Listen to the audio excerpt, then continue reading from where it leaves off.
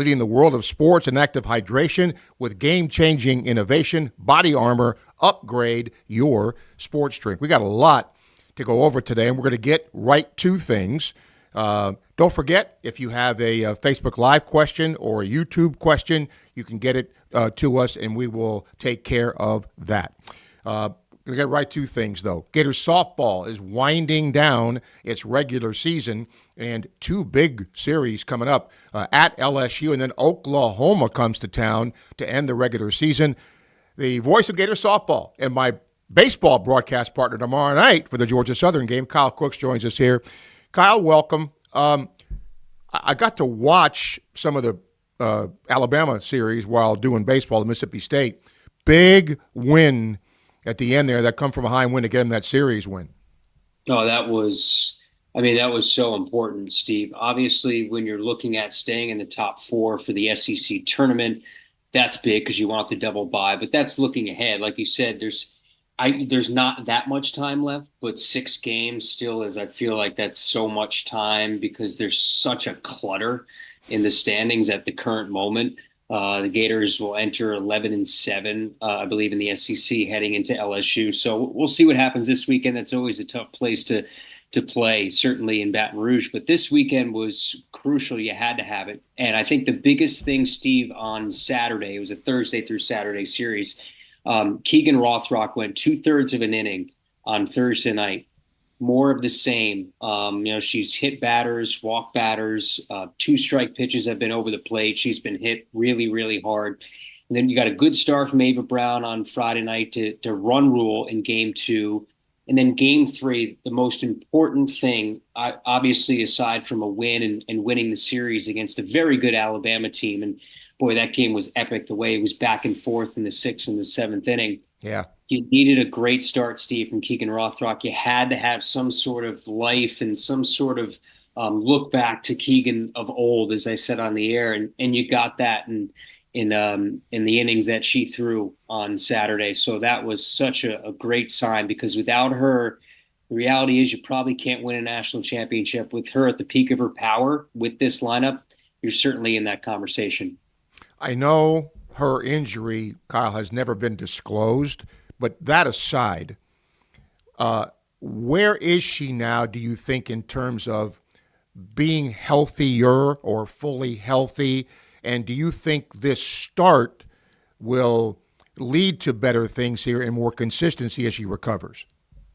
I think so. From everybody that I've talked to, Keegan is getting closer to 100%. I think the velocity, Steve, was never an issue since she came back from the injury. So she'll throw. I mean, she can throw up there 72, 73 miles an hour. And for those that don't know, on a softball circle, that's really quick. That's like a big time major league fastball. So she can get it up there. That was never an issue. I think the biggest issue was when you have a month on the shelf, spin rates tend to drop. Mechanics tend to get a little bit lax. I think that's why we all weren't that overly concerned, because when you have a month of not being able to do anything, it's sort of, I guess, what you're going to get. There's a little bit of rust there. So I think health-wise, they feel like she's good to go. The coaches, we're debating whether to throw her on Saturday in game 3 of the series. Was it going to be Oxley? Was it going to be her? And they went into that game on Saturday, Steve, saying we're going to take Keegan batter by batter because they know that they have to work through this. It's hard to work through it in an SEC weekend, in a crucial rubber game against Alabama, but you have to find a way to get her right. And luckily, whatever it was that clicked, Steve, I think the biggest hurdle, I guess, for her was mentally. I think physically she's there.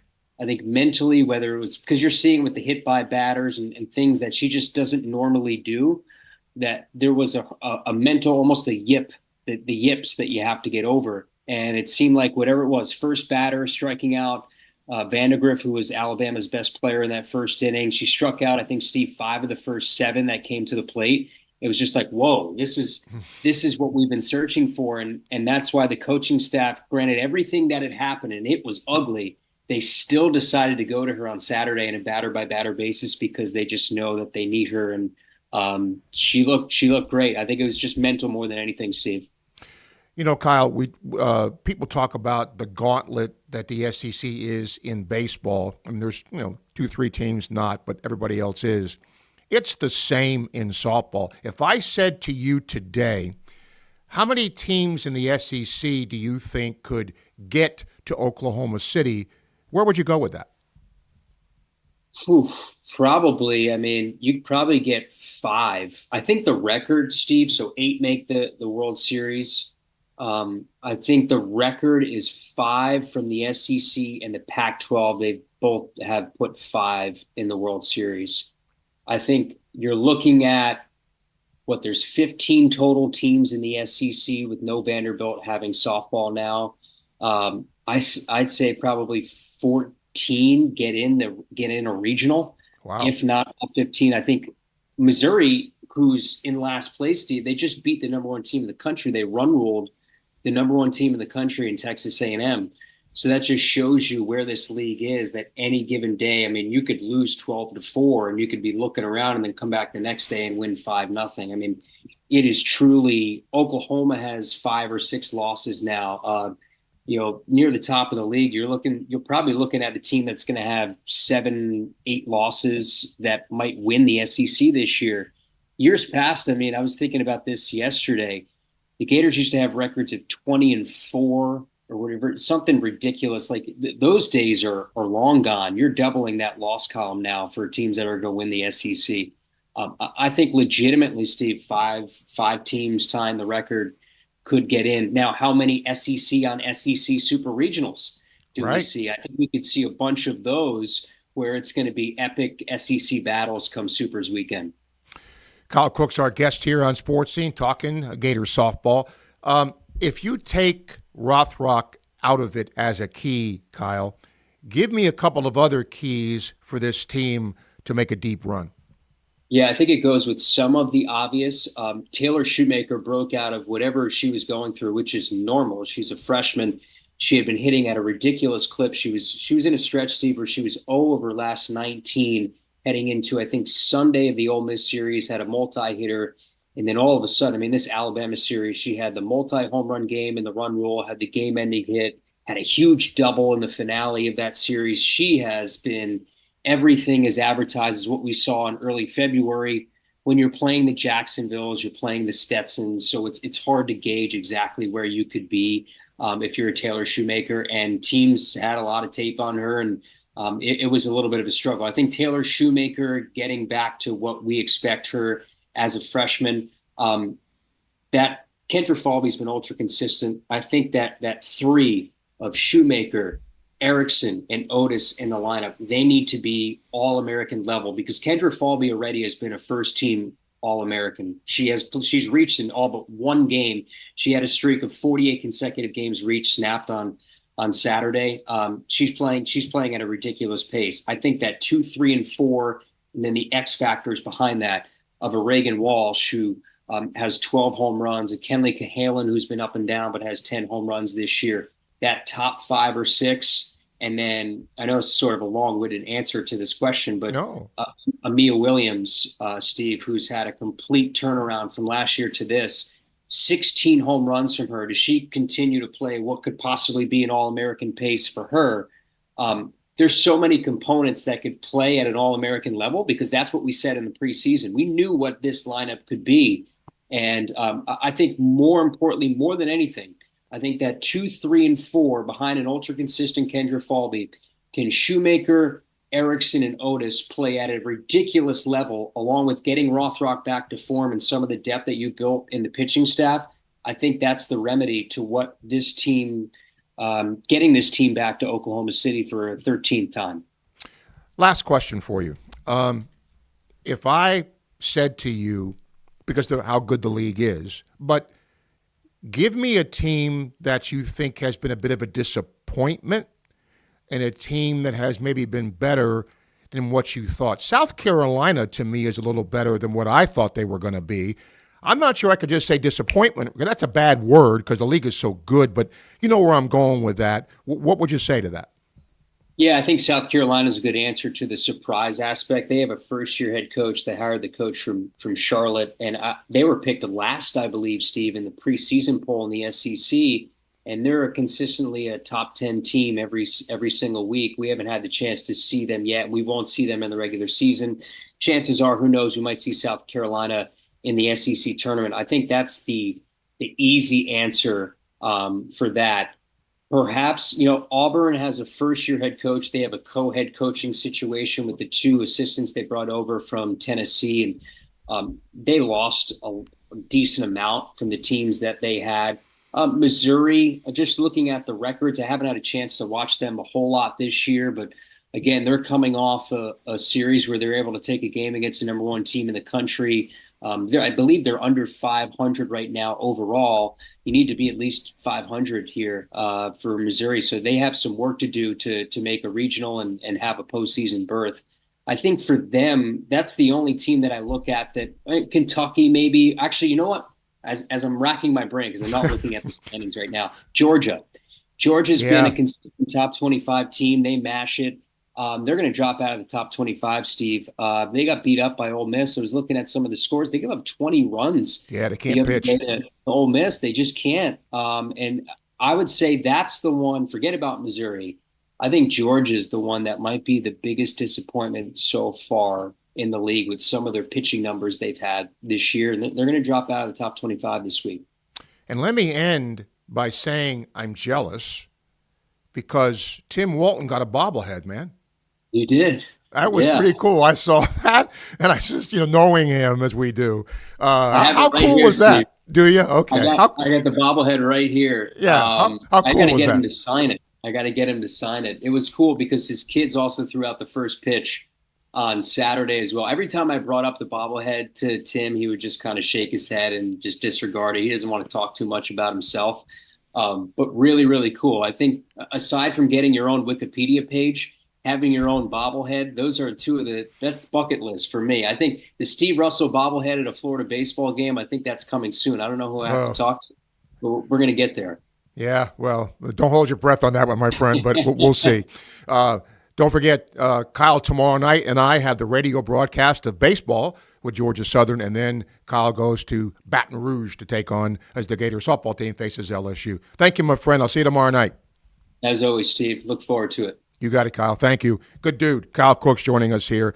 We have a YouTube email here, our YouTube sponsor, QC Kinetics. If you have joint or muscle pain, you don't need surgery, drugs, or downtime, schedule your free consultation at QC Kinetics. Daryl says, got 2 out of 3 from Mississippi State. Wish we could have swept. The Sawyer Reeves kid looks like the real deal from Mississippi State. He is as good, at least in this weekend, he was as good a defensive shortstop as I've seen in a long time. I mean, he made 5 or 6 plays. He just kind of went, wow. He was really good. And, of course, now, because of the way that panned out, both those teams have the same SEC record. We'll take a break, come back. When we do, we're going to talk a little spring football and college football with Max Chadwick from Pro Football Focus. That's next on our Sports Scene podcast. Albert, Alberta, I understand you were witnesses to a crash. Can you tell us about the accident?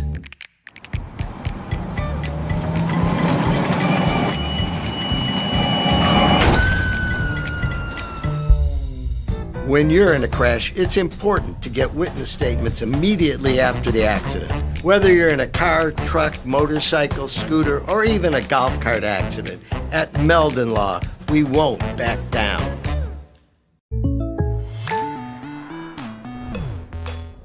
The State Farm Personal Price Plan helps you create an affordable price just for you.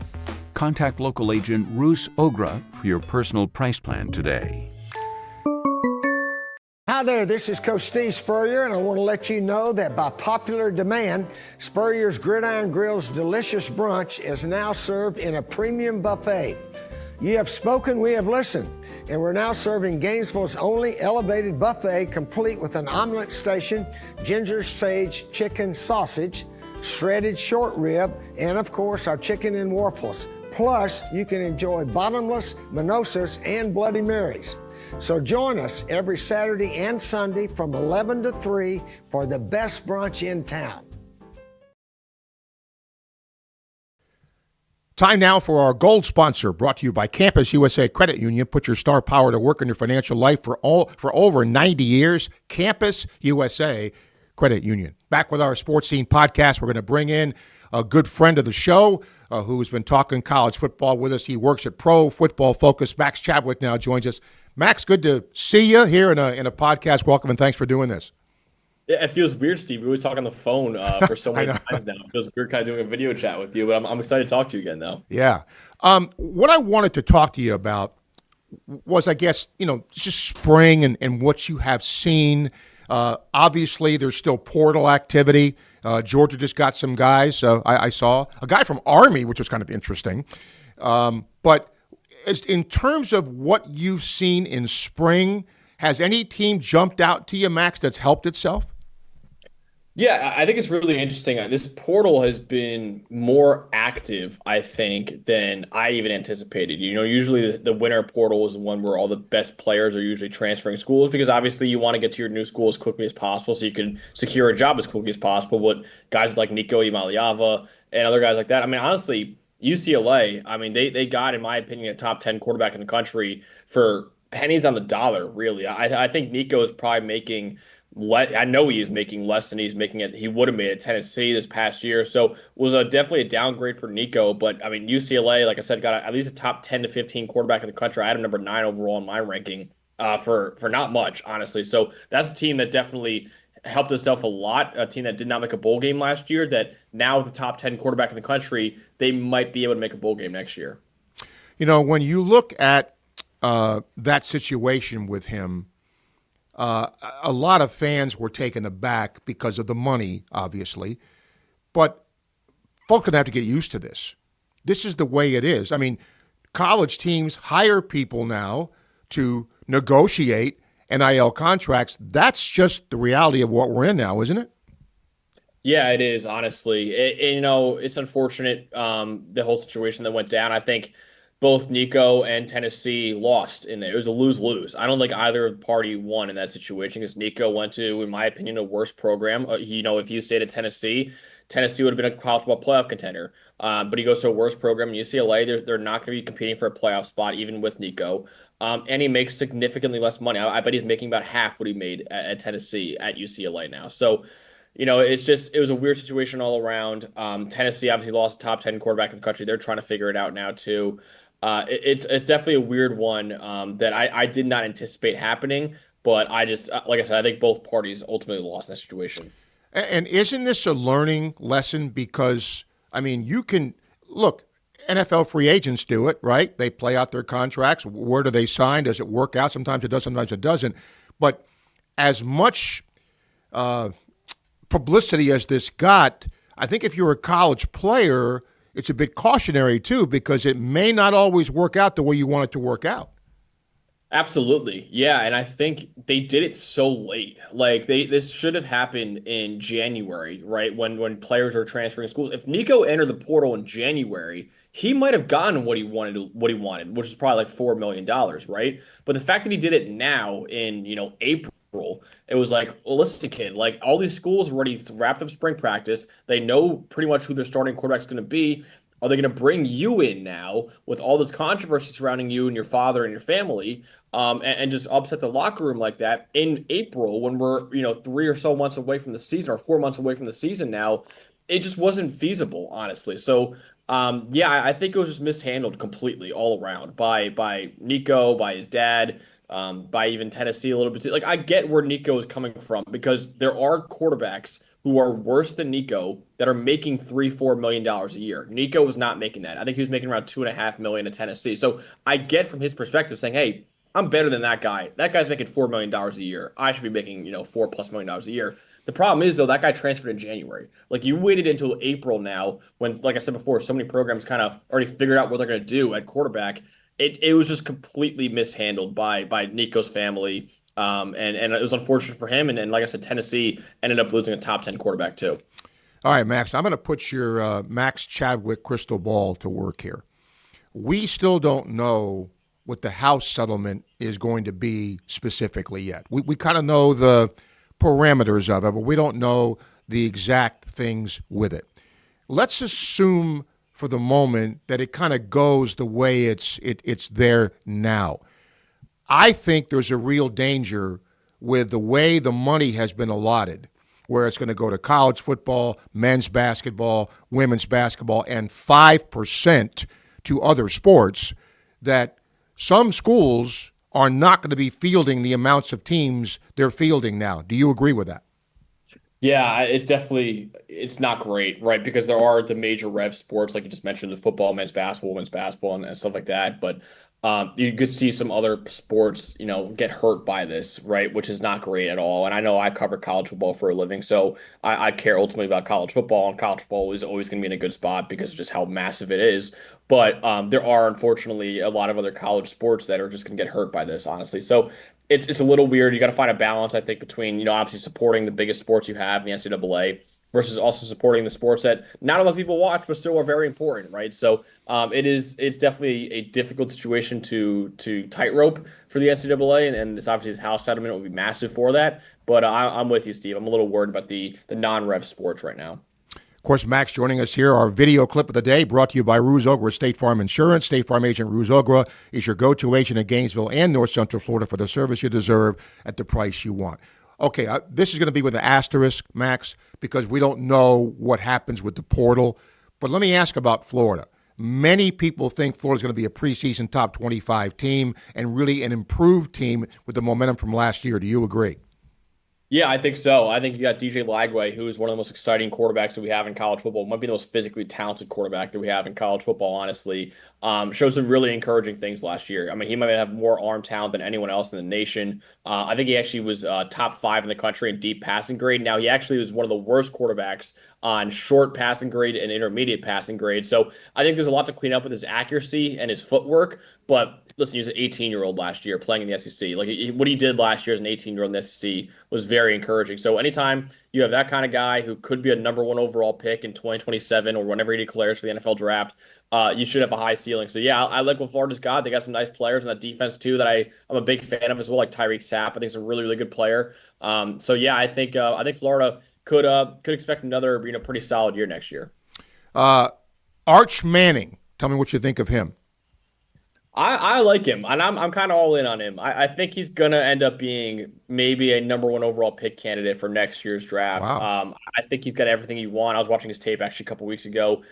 He plays the quarterback position like his uncles did. He's very cerebral, very accurate, has a good arm, way better mobility than either of his uncles ever had too. It's kind of like his grandpa in that respect, Archie Manning. I like Arch Manning a lot. Now, I don't know if he'll enter next year's draft. There's a lot of rumors that he might stay in college for 2 more years, but if he wins a Heisman Trophy and Texas wins a national championship, both of which are very possible next year, I find it hard to believe he's going to stay in school for another year or two. So I'm all in on Arch Manning, and I think the hype train is going to be pretty insane for him. All right, let me end with one more SEC thing and one more sort of global college football thing. As I look at the SEC, if somebody said to me, who's a couple of coaches on the hot seat, I would go to Arkansas, I would go to Oklahoma. Do you agree? Yeah, those are 2. The other one I would throw out there that's kind of a make or break year is Auburn. I think Hugh Freeze. Has the roster now where he can make a serious run. Like they have a really talented roster. If they go 6-6 or 7-5 or something like that next year, like there might be a lot of Auburn boosters saying, "What are we doing? Like we just raised all this money, we brought in all these players from the transfer portal, we've got a loaded roster." And yet we're still, in middle of the pack in the SEC. I think Auburn, I'm with you in the other 2 as well, but I think Auburn I would throw in there. I think it's a huge year for Hugh Freeze next year. Who do you like outside the SEC nationally? Yeah, that's a good question. I think Oregon is really good. I actually, Steve, right now my way too early national championship pick is probably going to be Clemson. I think Clemson really? In terms of what they're bringing back next year. Cade Klubnik's coming back. A lot of the offense is coming back. They have one of the best receiving corps in the country. A good offensive line's coming back. And that defense is loaded. I mean, they have a guy who might be a top 10 pick at edge rusher in TJ Parker. A guy who might be a top 10 pick at D tackle in Peter Woods. A loaded linebacker room. And one of the best secondaries in the country, too. I picked Michigan 2 years ago. I picked Ohio State last year. Right now, I'm leaning Clemson. I think it's way more wide open than it was the last 2 years. But I think Clemson right now is my team to beat. Isn't that kind of ironic with Clemson? Dabo was getting ripped for not having anybody in the transfer portal, and all of a sudden he's got a roster, that is what it is. So, and then I did think of one more thing. If you look now at the possibility of changing the playoff format, if you were the commissioner of college football, Max, what would you change, if anything, when it comes to the playoff? So if you're going to stick with a 12-team format, I think you need to change it around so that the top 4 seeds don't have to be the conference champions, because you just saw it last year. I mean, you had Penn State, I'm a lifelong Penn State fan, so I was very happy with the draw that they got in the playoff. But I mean, all Penn State had to do to make the semifinals was beat SMU and beat Boise State, right? Like, it wasn't as fair as to the top half of the bracket where it was absolutely loaded too. So I think they should guarantee. I like how they guarantee 5 conference champions, but seeding it should not be, how that is. I think it should be just rank the 12 with those 5 conference champions in it, and that's how they're seeded, right? So I think I didn't love how it was seeded. I don't even know if this might be the last year of a 12-team playoff. I think there's talks about a 16-team playoff coming, which would be very interesting. But if you're going to keep a 12-team playoff, I think keeping it the way it is in terms of what teams get in, but I think they should reseed it so that it's not, the top 4 conference champions, 1 through 4. Okay, Max, I appreciate you. As always, where can people see your work? Yeah, it's all available at PFF. We actually have our live draft show Thursday, Friday, Saturday, even Sunday. I'll be on that as well on the PFF YouTube channel, so go check that out. And if you want to follow me on Twitter, it's at CFB Max Chadwick as well. Okay, we'll get you back. You know that. Appreciate you, Max. Thank you. Thanks, Steve. Appreciate you. You got it. Max Chadwick talking college football, pro football focused. Our daily guest sponsor brought to you by Meldon Law, the only official injury and accident law firm partner of the Florida Gators. Some Facebook here. Greg says, now that the Gators won a natty in basketball, the Gators softball team will be my Gator outlet. And Tommy just says, good afternoon and go Gators. So thank you, whether you're going to be with us on YouTube or Facebook with live comments. We appreciate that. And again, our Facebook live comments brought to you by Titan MRI and Imaging, now with 2 locations in Gainesville, 1 in Lake City. Start feeling better today. It is your choice. We're going to veer off track a little bit because there are some things going on nationally, including the NBA playoffs. We'll talk about that with a guest coming up next here on our Sports Scene podcast. Stay with us. Albert, Alberta, I understand you were witnesses to a crash. Can you tell us about the accident?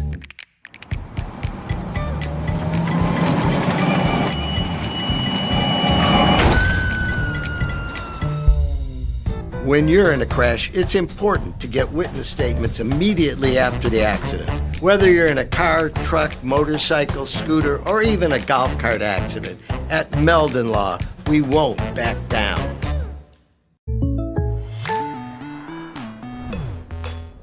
The State Farm Personal Price Plan helps you create an affordable price just for you. Contact local agent Roos Ogra for your personal price plan today. Things have certainly got a little out of hand lately when it comes to just buying our everyday necessities. Just look at gas, streaming services, and heck, even chicken wings. Well, there is one necessity that shouldn't cost a ton: taking care of yourself and helping fix all the aches and pains in life. And the fine folks at Titan MRI agree. With costs a fraction of what you'd pay at a hospital, you'll not only save money, you'll be taken care of by staff with over 20 years experience. So when you need an MRI, call Titan first, and you can go where your doctors send their families. Now offering CAT scan. The State Farm Personal Price Plan helps you create an affordable price just for you. Contact local agent Roos Ogra for your personal price plan today.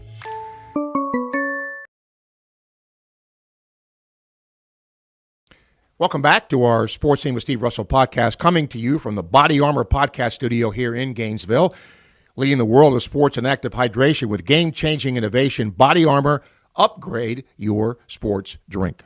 Well, as I mentioned, in a college town, there's a lot going on, but there's also a lot going on nationally in sports, and the NBA playoffs are ongoing now, and we're going to talk to Brian Mahoney, who covers the Knicks for the Associated Press, but we're going to talk about the NBA playoffs in general. But, Brian, thank you for doing this, first of all.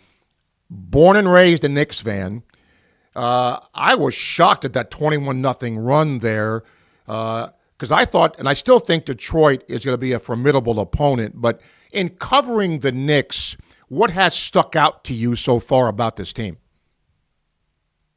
Well, that they haven't quite gotten to the level they wanted to. They obviously made some big moves in the offseason, getting Karl Anthony Towns, getting Mikal Bridges, and they've had a good season, obviously 51 wins, but they don't quite look like a championship team. And, they struggled against the top teams in the NBA this season. Detroit gave them trouble. So I wasn't surprised that game was close for 3 quarters. But in the fourth quarter, that run was what the Knicks think they could get to with the team they put together. They played beautiful basketball for 5 or 6 minutes. I guess the next thing for me, if I'm looking at the Knicks, is, and you mentioned it, the disparity between, the Celtics and teams like that with the Knicks. What do they have to do to sort of close that gap? Well, they probably need to get one more good bench player to kind of match up. Boston, when you look at Boston and Cleveland, for example, Cleveland has a great 6-man. We saw Ty Jerome last night. Boston has Peyton Pritchard, who probably will be the 6th man of the year. The Knicks don't quite have that. They have a great starting 5, but beyond that, it's not quite there. So they have to play their starters a ton of minutes. They get worn out sometimes a little bit, but again, they put together a very good team. It's just they are a notch behind, I think, the very top echelon teams in the NBA. I got to ask you about a couple of things from a league-wide perspective, and this whole Doncic thing still intrigues me. A Gator grad, a good buddy of mine, Chuck Cooperstein's the play-by-play voice of the Mavs, so I've talked to him about this too. That still is reverberating around the league, and Dallas is really taking hits because of it. How shocked were you when that deal came down? Oh, everyone's, even the NBA, was completely shocked. The fact that we did not believe, we thought the tweet that went out was he got hacked, and no one believed this trade actually was true. Because look, superstars get traded. I get that, but a guy at Luka Doncic's level only gets traded if he tells the team, I'm not staying here. You better trade me. Get something for him before I leave. That did not happen. So the fact that they would take a guy who just took them to the NBA Finals and trade him, no one believed that. No one believes it still. We still wonder what they were thinking. There'll never be an answer, quite honestly, that satisfies everyone that you would think this was a good enough reason to go ahead and make that deal.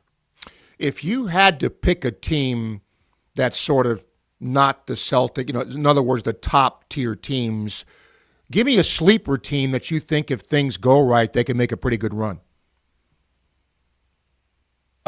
Minnesota, played great down the stretch. Yes, they did. Yeah, and obviously we saw, we talked about the Knicks a little bit, making that move, obviously, trading Julius Randle and DiVincenzo. Those guys are, tough guys. Naz Reid, of course, we know was 6th man of the year last year. Anthony Edwards is a superstar. So, and Gobert got healthy as the year went on too. He's playing great again. So, would I pick them to beat the Lakers even after game 1? I'm not sure about that. But if you're talking someone who I could see making a run from a lower spot in the standings, I would definitely think they're a team that could do it. I want you to put a fan's hat on for a second here, Brian. Obviously, here in Gainesville, Florida just won the national championship in men's basketball. But as I look at the way that the game is officiated, I think some things have to change at the college level. As you look at the way games are officiated in the NBA, is it good? Should it be tweaked? What do you think in terms of that aspect of the NBA? Steve, it's a good question. I think part of the problem is the athletes now are so big and so athletic that it feels like there's not enough space on the court. It feels like you can't have a possession where there's not a foul. Guys get to spots where it looked like they were beaten. They cover the ground. Every block charge, I can't tell. I don't know what you can do necessarily to clean it up. I don't think an extra official or a less official is the right way to do it. They look at all that stuff. They replays and points of emphasis they put in every year. So they're working on it. I think I don't know what the answer is. I think it's really, but they say it's the hardest game to officiate, and I think I would believe that. The NBA, most playoffs go into a second gear, a different gear when the playoffs start. That's almost a given in the NBA every year, isn't it? I think so. Yes. There's some teams can't obviously get to that level they want to get to, but you expect to see it, 9 times out of 10. And I think this was a good first weekend, and we saw it from quite a few teams. There were some teams who put on a really good show in their game ones. I'm going to ask a question as a Knicks fan now. The head coach of the Knicks, does he ever smile? he smiles when he cracks a joke he feels like is good to him, and he said a million times before, sort of that we should have known that he's seen it coming. But yeah, during a game, you're not going to see it. That's for sure. Too often. Last two questions for you. Look, I think LeBron James sometimes gets a bad rap. The dude is 40, whatever he is, and he's playing at such an elite level. How much longer do you think he plays? Years ago, I thought it was going to be 1 year. And, now, they've hinted that he wants to stay until his younger son gets there, who's just going to start next year at Arizona. I wouldn't rule it out. I mean, I do think LeBron's injuries now hit him a little bit harder than they used to. He had the groin injury this year, and it seemed like he never was hurt for his first 15 years of his career. And now, he'll get an ankle tweak, he'll get a groin pull, a hamstring, something like that. So it is harder to battle through. But the bottom line is when he's on the court, his numbers are still incredible. He's still the best player on the floor, 85, 90% of his games. So 2 or 3 more years, I could definitely see him doing that. Last thing, as a writer who covers the Knicks for the AP, what was in your mind a good story or two nationally when it comes to the NBA this year? Not the Doncic one, because that was bad, but I mean, a positive story for the NBA. For a positive side of it, Oklahoma City's great. The moves they made, and it to be such a great team like they are with all, a lot of mostly draft picks, moves they've made. They don't get the crazy free agent overpays, things like that. So I think that's great. I enjoyed seeing the Clipper guys get back to what they were. Kawhi Leonard's been hurt for so many years in a row now. James Harden, I thought, was past his best years. He was an all-star this year, played great. So I enjoyed that because you kind of think after a couple of years of being nicked up, these guys they're never going to get it again. And the bottom line is these guys did. And I think that's going to be that Denver Clippers series, I think, is going to be probably the best one of the first round. Okay. Brian, where can people see your work? You can find me on at Brian C. Mahoney, and apnews.com is our website, and happy to have you watching. All right. We appreciate you being here, Brian. Thanks for taking the time. Thanks, Steve. Take care. You got it. Brian Mahoney covering the Knicks for the AP. We'll come back. We're going to wrap up today, talk a little college baseball here on the Sports Scene Podcast. Stay with us. Alberta, I understand you were witnesses to a crash. Can you tell us about the accident?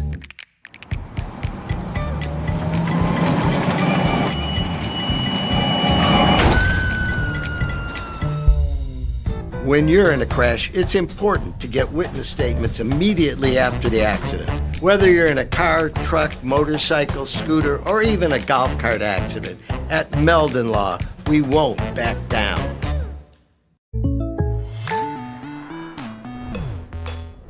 The State Farm Personal Price Plan helps you create an affordable price just for you. Contact local agent Roos Ogra for your personal price plan today. Things have certainly got a little out of hand lately when it comes to just buying our everyday necessities. Just look at gas, streaming services, and heck, even chicken wings. Well, there is one necessity that shouldn't cost a ton: taking care of yourself and helping fix all the aches and pains in life. And the fine folks at Titan MRI agree. With costs a fraction of what you'd pay at a hospital, you'll not only save money, you'll be taken care of by staff with over 20 years experience. So when you need an MRI, call Titan first, and you can go where your doctors send their families. Now offering CAT scans. We have another live comment here on YouTube that's brought to you by QC Kinetics. If you have joint or muscle pain, you don't need surgery, drugs, or downtime, schedule your free consultation at QC Kinetics. Shooter McGavin says Aberdeen to Kentucky. I've heard that. I've heard a couple of other places as well.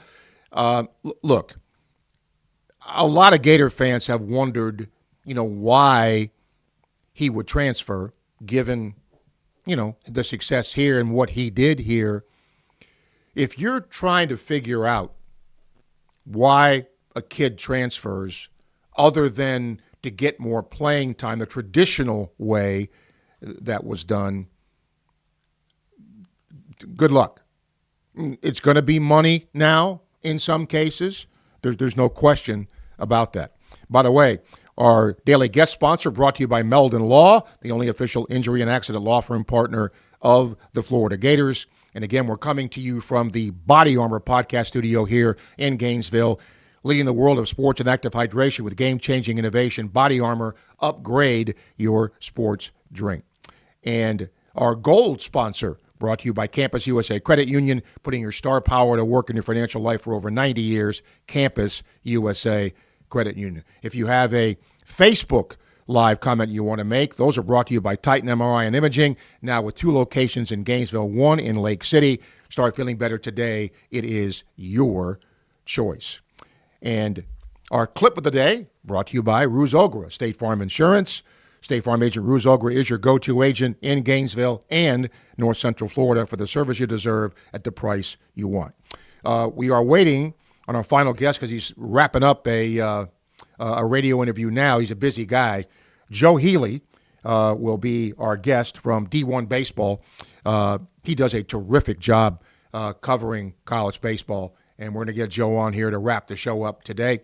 And don't forget, we're going to come back at you on Friday at noon with another edition of Sports Scene. So we already have a couple of guests lined up. The Gators are playing LSU in softball. LSU softball coach Beth Torina is going to join us on Friday, among many people who will be on the show. Okay, we're going to get Joe here to talk to us. There he is. Joe, you're a busy man. Welcome, and thanks for taking the time. Yeah, no problem. Yeah, busy time of year. I love this time of year because you got to keep your head on a swivel. But yeah, certainly a busy time. But I appreciate you having me on. Yep. Well, obviously, we're talking to a Gainesville audience here with a Gator baseball team who has come to life a little bit here, at least gotten themselves back, into maybe be able to win some games and get in. But it's kind of eerily similar to last year, isn't it? Yeah, I think that's right. And I think we're seeing that in a couple of places. Florida, Texas A&M getting off the mat, right? And we saw it last year with, again, Florida, but LSU did this last year too. So this is just a thing that happens in the SEC these days. But if you're Florida, I don't think so. On one hand, they're just so beat up that I kind of thought there was a chance, Steve, where we just look up and we say, this team just couldn't overcome the injuries. I thought that was on the table, but at the same time, I don't think I probably should be surprised that a team coached by this coaching staff has made this run, because that consistently, time and again, especially when it's issues on the mound, and Florida has had them this season, they do tend to find the pieces one way or the other. And so they are starting to do that. You definitely like that about this team. And they have some scheduling stuff down the stretch. I mean, look, every SEC schedule is tough. You wish you didn't have to play Arkansas and Texas, but you also get South Carolina and Alabama, and those are 2 very, very winnable series, even if South Carolina is playing a little better. But Florida's going to go into the series expecting to win them. And so I think they're going to go to Hoover with a chance to really make sure they're on the right side of the bubble this season. Much has been said, and all this was last year, 12 wins, 13 wins, etc. I think Gator fans, and I think Kevin O'Sullivan would feel a lot safer with 13 as opposed to 12, right? I think that's right. Yeah. We'll see how the committee treats, not just in the SEC, by the way, but all these leagues that have 16 teams in them. It's just how do you treat that? We'll have to find out. We'll find out together on Memorial Day how the committee decides to treat that. But I'm with you, and I'm with Kevin O'Sullivan that if it's 12, it better be 12 and a couple wins in Hoover. If it's 13, you do feel a little bit better, especially in this version of the SEC, where I think there are going to be some pretty good teams sitting on 11 or 12. So that I think the comparison to other teams would be favorable to the Gators if they're sitting at 13. But obviously we don't know yet. But if you're looking for a target number, 13 is probably it. For those in college baseball who may not follow things as well outside the SEC, give me some teams you're really high on at this point nationally.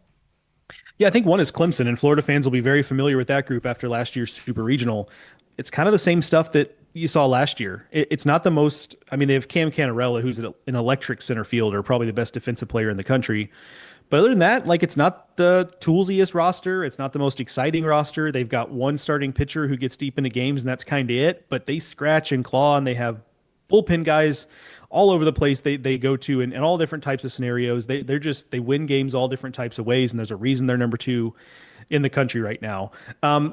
I would urge your listeners, if they're just college baseball fans, watch some Big 12 baseball, because that league is like, the teams at the bottom are just as good as the teams at the top. You never know what you're getting from week to week in that league, to the point where the best team there might be Kansas. And that's not something we've really ever said about the Big 12. West Virginia is also in that mix. West Virginia's record is something absurd, Steve, like 34-4 or something. But that just goes to the fact that the Big 12 is not as strong, with Texas and Oklahoma gone from that league. So Florida State and Clemson are probably the 2 best teams outside of the SEC right now. Those are 2 teams that Florida fans know all about. But the beauty of this sport is that there's going to be some team from the Sun Belt or CUSA or something that's going to make a run, and we don't necessarily know which one it's going to be just yet. For Florida fans who may be watching here, give us a quick scouting report on what you see with Arkansas. Really balanced team. I think that the book on them the last, let's call it 2 to 3 years, has been, man, they're really talented on the mound, but you can pitch to them. Like, if you feel like you can keep them under 5 runs. So if you're scoring 6 or 7 against Arkansas, you feel pretty good about winning games. Not the case this year. That is a very physical team. But the balance has been great because they're still good on the mound. Zach Root's a pro prospect. He's been really good. Landon Beidel, an Ohio State transfer, has been really good. They're getting healthier now. They got Gage Wood back in the rotation this past weekend. That moved Gabe Gackle, who's probably their most talented arm just in terms of arm talent, back to the bullpen where he's more comfortable. And then their offense for long stretches this year, it's been not Tennessee, not Georgia. It has been Arkansas that's been the best offense in the league for much of this season. They're slowing down a little bit now, but I just think that's kind of because they're in the teeth of the SEC schedule now. I think that was always going to kind of happen, but no team has the balance that Arkansas has, where you don't know what kind of games you're going to have to win. You might have to win 3-1. You might have to win 12-10, and you just don't know until you get into the series with them. Is that the same scenario with Tennessee? They got out to that, great start. They've come back to earth a little bit. Is that just a function of playing in the league? I think mostly yes, but I will also say that they have a lot of juice and a lot of energy, and they seem unbeatable when Liam Doyle starts. And then you get past that, and they suddenly seem a lot less dangerous. And they've got some obvious flaws. Marcus Phillips is their number 2 starter, and he's great. But he is among the slowest pitchers to the plate that I've ever seen, and Kentucky stole something like 18 bases last weekend against them. Like, a single against Marcus Phillips seems like a double a lot of times, and that's a tough way to live. And they don't have as much pop in the lineup as they had last year. And I'll tell you too, Steve, we've done the number crunching on this. Home runs are down in the SEC this year, and some of that is because there's no Cags, there's no Charlie Condon. Like, there's generational players that are no longer in the league, but it's just true in general that the home runs just aren't there. And so I wonder if the combination of losing Blake Burke and Christian Moore and Dylan Dreiling, combined with a less homer-happy environment, has made their offense just a little less dangerous. And when you combine that with their Saturday and Sunday pitching not being as strong as when Liam Doyle's on the mound, has been enough to maybe make them, just maybe a step behind. Still like them as a top 8, top 10 team in the country, but maybe they're just not the juggernaut that I thought they might be when we were back in March and thought that they might just run through the conference. Final thing for you, I want to look ahead a little bit with Florida, because the next just got back from Starkville. The next road trip is South Carolina. And, you go back a decade, 10, 12 years, they were really elite, and they've really fallen on some hard times. Maneri is there now. I don't know if I expected better from them with him there, but it's only his first year. What do you think the issues are there? I think it is largely based not so much on who's coaching in the dugout, but the baseball apparatus around Paul Maneri or whoever would have been the head coach when they made that hire. South Carolina does not have the NIL of a lot of other places in the SEC. In this offseason, you saw that with the fact that even though it was a new coaching staff taking over, which typically brings in a very active portal season, they weren't that active in the portal. They brought in some guys, and some of those guys have been a big part of what they're doing, but they pretty much leaned heavily on the recruiting class that was already signed to come in under Mark Kingston, and the guys they held on to in that class are the ones who have kind of been the new faces that are getting it done for South Carolina. So I think it's less about Maneri, although I'm willing to hear the argument that the game is just too different than when he was at LSU and really had things rolling there, that's a factor. But I think it's just more about in this version of the SEC, you've got to be ready to compete on everything, on facilities, on NIL, on player development. And I don't think South Carolina is in a place where they are really competing on a lot of those things with the elite of the elite in the conference right now. Great stuff as always. Where can people see your work? D1baseball.com. Click the SEC Extra tab at the top, or you can follow me on social at Joe Healy D1. All right, we're going to get you back. You know that, don't you, when you can. So absolutely, Steve. I Happy appreciate you. Yep, thank you a lot. Joe does a great job covering college baseball for D1 Baseball. We'll take our final break and wrap up our Sports Scene podcast for today.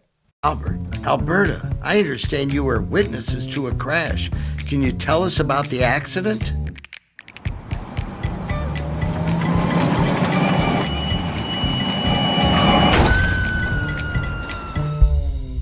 When you're in a crash, it's important to get witness statements immediately after the accident. Whether you're in a car, truck, motorcycle, scooter, or even a golf cart accident, at Meldon Law, we won't back down.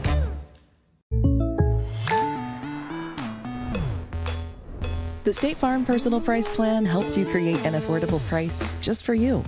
Contact local agent Roos Ogra for your personal price plan today.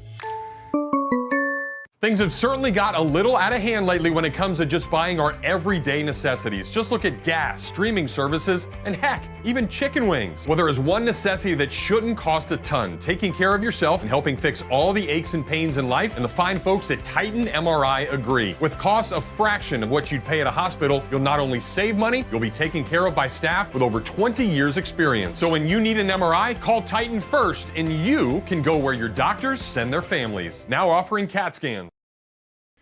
All right, we are just about set to wrap up our Sports Scene podcast for today. I want to thank Zach Rothrock for his usual terrific job producing the show, and all of our guests today. I want to thank them too, and also thank our sponsors. It's not possible without them. Body Armor, Campus USA Credit Union, Titan MRI and Imaging, Meldon Law, QC Kinetics, and Roos Ogra State Farm Insurance. We're back with another show on Friday at noon. Make sure and join us then. I'm Steve Russell. Make it a great day, and watch and listen when you can. So long, everybody.